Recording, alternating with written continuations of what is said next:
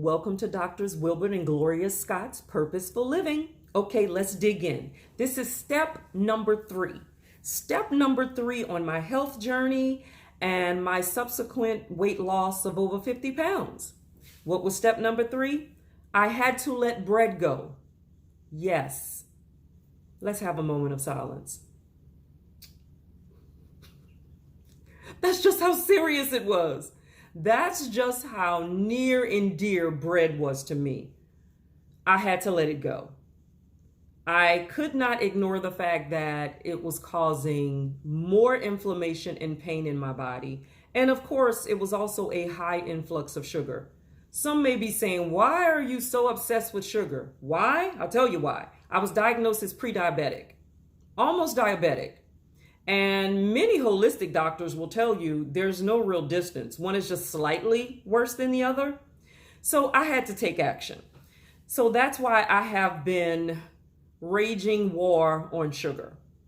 So yes, step number 3, I had to let the bread go. And it did take about 2 to 3 months, honestly, to totally let it go. But I did do it. But we're also going to discuss step number 4 today. And there's a very good reason for that. Step number 4 is start cooking your meals at home. Now, I was not one to do that. Now I'd say I cook about 90 to 95% of my meals at home. Okay, 90%. The other 10%, I have certain places that I go to get what I want, and I try to stay as healthy as I can in my choices.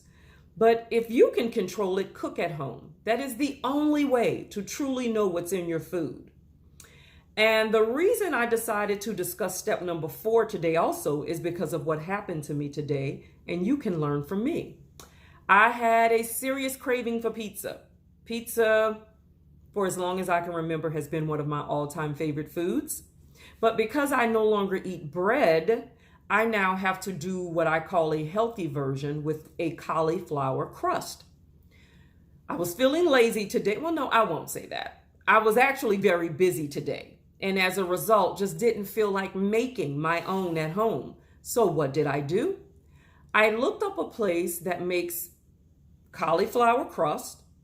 And when I used to eat the regular pizza, I've always loved their pizza. So I'm like, okay, well, let's try their cauliflower crust. And I did. I got it.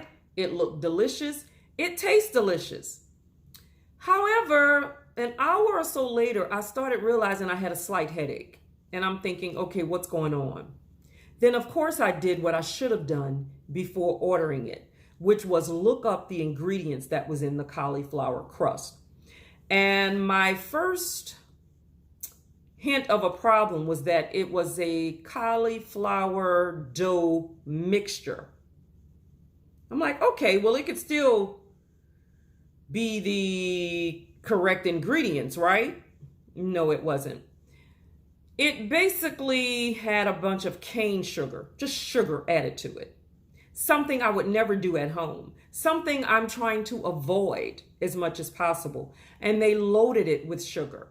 So yes, it didn't have flour, but who knows how much sugar was in the mixture. So basically, I may have consumed more sugar than I would have if I had just eaten a regular bread crust. Yeah, so don't make that mistake.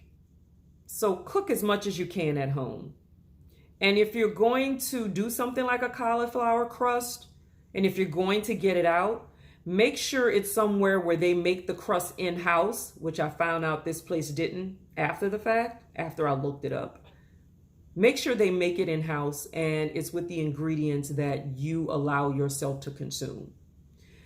All right, let's revisit. Step number 3, you have to let the bread go. Or if you do still eat it, it has to be minimal amounts and maybe once every week, every 2 weeks. And cook as much as you can at home, because that is the only way to control what you're putting in your body. All right, friends, that was step number 3 and 4. We can do this. We can do this. We can live life on purpose and we can get healthy on purpose. So, hey, if you haven't already done it, subscribe, like the video, hang around. There'll be more to come because we can go on this journey together. All right. Until next time. Bye.